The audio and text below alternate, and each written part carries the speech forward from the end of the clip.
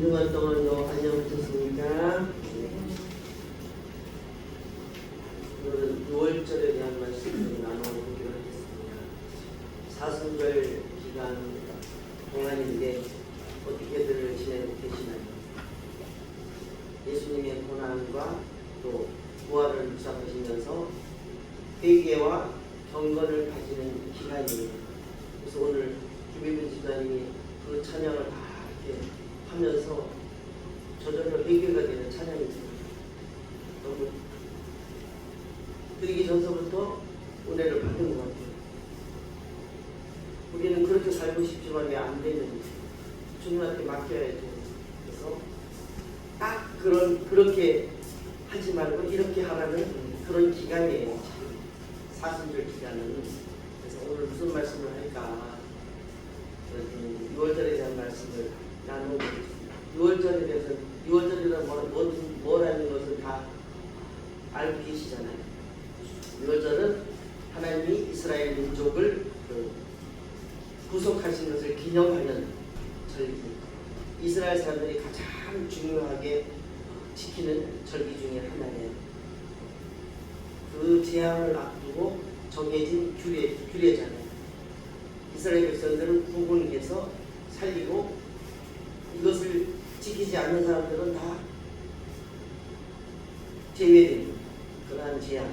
그래서 애굽인들에게는 저주와 통곡의 밤이 되었고 또 이스라엘 사람들에게는 구원과 축복의 밤이 되었습니다. 그래서 430년이라는 그 긴 세월의 종살이에서 벗어날 수 있는 이 절기가 얼마나 중요합니까? 하나님이 하신 것이 사람은 가질 수 없는 일이잖아요. 그래서 아비볼 14일 밤에 하나님께서 애굽 사람들의 모든 장자를 치시고 생축과 첫 새끼를 다 죽음의 재앙으로 치시는 그날 그 일이 얼마나 중요해요. 거기서 구원받는. 우리도 아무리 세상이 지금 얼마나 흉흉하고 전쟁의 소문이 일어나고 금방 어떻게 될 것 같은데 그래도 우리는 주님만 붙들고 주님 따라만 가면 됩니다. 그래서 어린 양을 문설주에 많은 이스라엘 백성들이 지금 다 죽였는데도 그 사람들은 괜찮았잖아요. 바로서부터 모든 종살이 하는 사람들까지 짐승서부터 사람의 장자 첫 새끼 다 죽었지만 문설주와 문민방에 어린 양의 피를 바른 집은 하나도 그런 해를 당하지 않았죠. 저는 매일 이거 기도하거든요. 하나님 문설주와 문민방에 어린 양의 피를 바르시고 우리 가족들을 지켜주세요. 우리 교우들을 지켜주세요. 주님이 지켜주셔야 되는 거예요. 그래도 넘어지고 난리가 났어. 해를 좀 안 보면 되는데 고난에 동참하고 싶으셨나 봐. 모도사님은. 그래서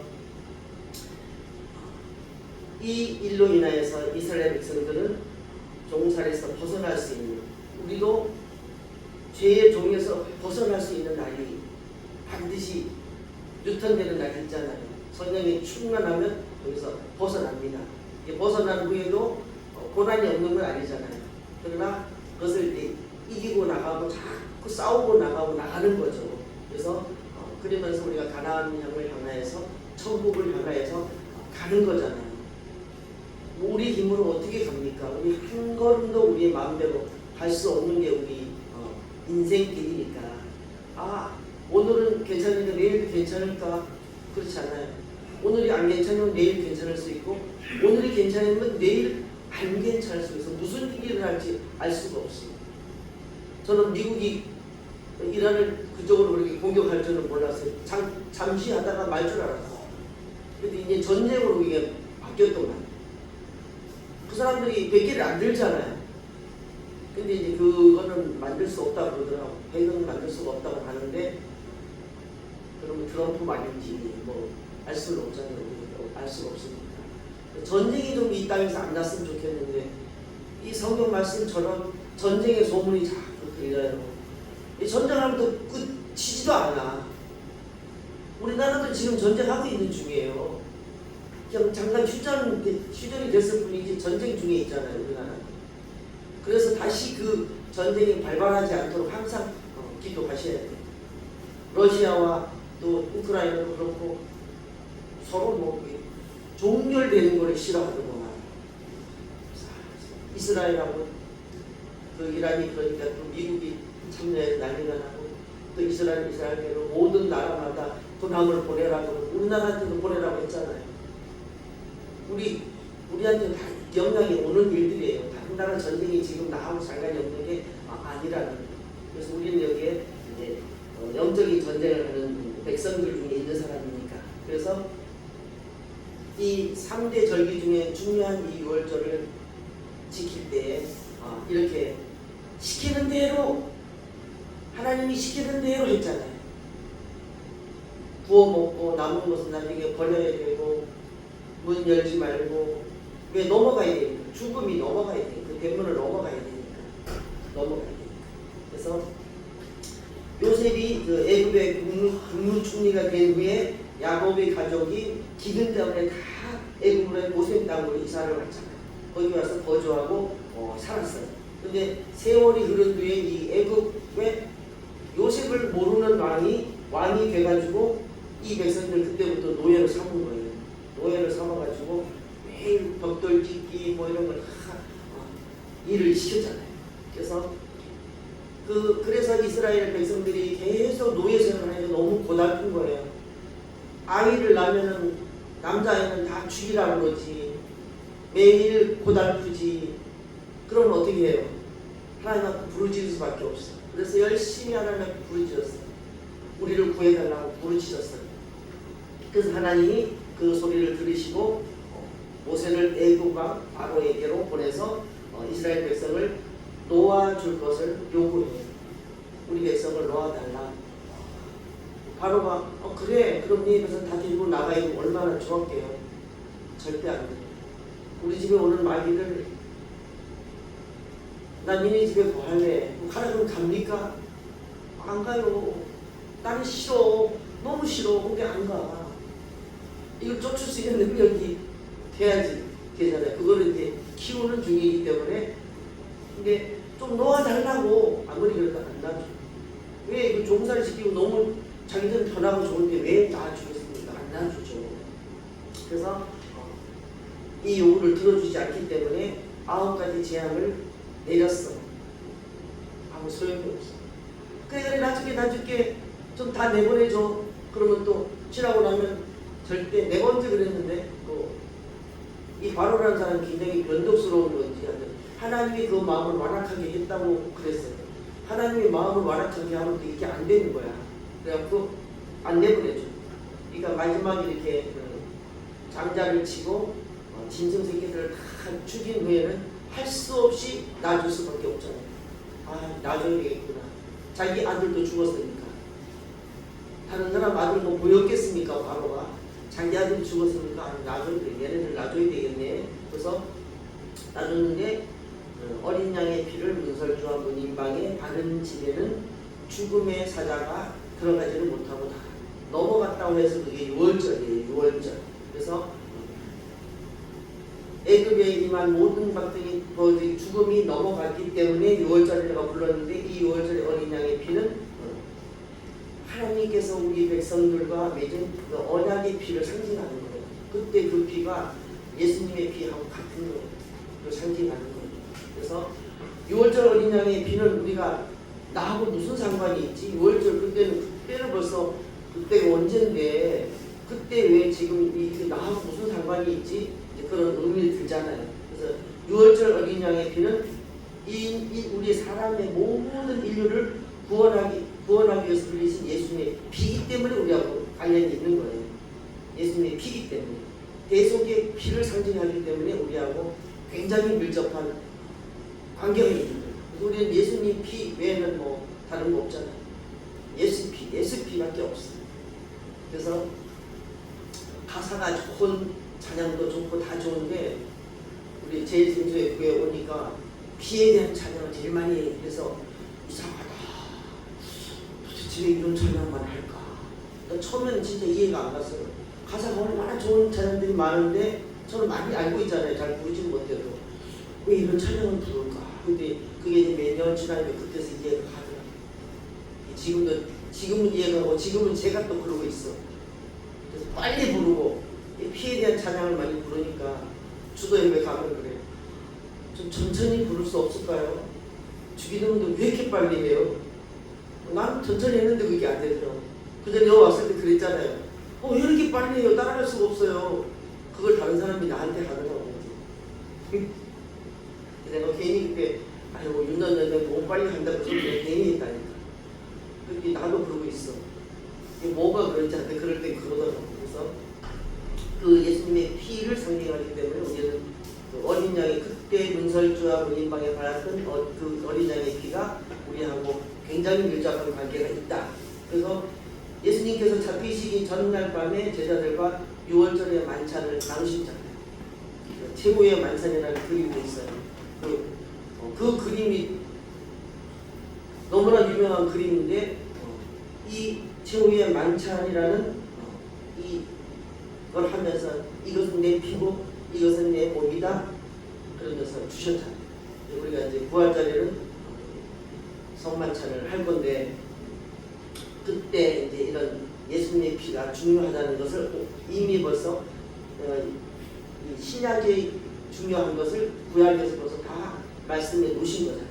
그래서 우리는 그 6월절 어린 양이 드린 그리스도의 그 보혈이 우리 마음의 문설주에 발라야 마귀들이 그래도 물러가잖아요.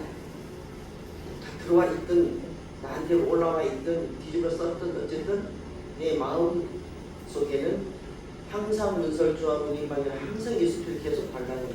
그리고 우리 가정의 문에도 발라야 되고 우리 대한민국의 문에도 발라야 돼요. 발라야 돼요. 이게 가장 중요하고 이것이 넘어가는 거니까 죽음이 넘어가는 거니까 발라야 돼요. 6월절의 피가 어린 양의 피가 이렇게 중요한 거예요. 계속 발라야 돼요. 그래서 저는 이제 새로 뭐 병원에 와면 그냥 계속 예수 피를 찾아요. 예수 피를 하고 이제 갖고 데리고 들어와요. 그게 믿음이죠. 뭐. 잊어버리면 또 그냥 갖고 올 때도 있어요. 그런 마음이 있어요 항상. 그래서 항상 우리 주변에 발라주세요. 발라주세요. 나갔다 들어와도 발라주세요. 예수 피 찾고 다니면은 나를 지켜주시니까. 그 다음에 6월절 어린 양이 드린 예수님의 피에는 능력이 있잖아요. 능력. 그 피에 의지해야만 우리가 능력을 받을 수가 있어요. 그래서 성경은 피 흘림이 없은즉 사함도 없느니라고 말씀하십니다. 피 흘림이 있어야 사함이 있는 거예요. 예수님은 피를 안 흘려주셨으면 우리는 죄를 계속 받을 수가 어디 가서 그 계속을 받겠습니까? 못 받습니다. 예수님이 그렇게 흘려주셨기 때문에. 그래서 이 사순절 기간은 오직 예수님의 피, 예수님에 대한 것을 묵상하고 내 자신을 바라보고 계속 회개하는 기간이 돼야지. 내가 손 내밀지 먼저 손 내밀으면 좋은데 저 사람이 나를 손 내밀게 바라고 있으면 그거는 내 잘못이잖아. 그 사람 안 내밀어주면 내가 원망할 거 아니야. 왜 먼저 저 손을 좀 내밀지 이렇게 하고 있으면 안 된다는 거야. 아까 찬양이 그렇잖아요. 내가 먼저 내밀고 내가 먼저 해야 돼. 내가 먼저 사과하고 잘못하지 않았더라도. 그래서 왜냐하면 예수님이 우리를 십자가에 피 흘려 돌아가시면서 우리를 계속 하셨기 때문에 먼저 손을 내미는 게 예수님의 법이 아닌가 싶어요. 그 가사 하나하나가 다 회개할 수밖에 없는 가사예요. 너무 정말 좋죠. 그래서 예수께서 이 땅에 오셔서 우리를 위해서 흘리신 그 피가 나만 살린 게 아니고 우리 가족을 살리고 온 인류를 살린 피이기 때문에 그 피가 굉장히 중요한 거잖아요. 그래서 짐승을 먹을 때도 피채 먹지 말라고 해요. 생명이기 때문에 먹지 말라고 그러잖아요. 그래서 6월절 어린 양이신 예수님께서 하나님께 불순종한 마귀의 종이 된 우리를 그의 피로 값주고 사셨어. 너는 내가 내 피로 샀으니까 너는 내 것이야. 그리고 사셨기 때문에 우리는 주님 뜻대로 살아야 돼. 좌로나 우로나 치우치지 말고 오직 나는 나와 내 집은 여호와만 섬기겠노라. 이렇게 고백하면서 살아야 돼. 가족들이 믿음이 없어도 내가 똑바로 가면 방주를 만들면 거기다 태울 수 있다고 그랬잖아요. 근데 나만 잘하면 돼요. 나만 잘하면. 그래서 우리는 아무 공로가 없어. 제가 할 수 있는 것도 아무것도 없어. 아무 공로 없지만 그리스도께서 십자가에 피 흘리신 그 은혜로 말미암아서 우리는 영원히 용서를 받을 수가 있는 겁니다. 오늘따라 굉장히 아침에 바쁘게 만들더라고요.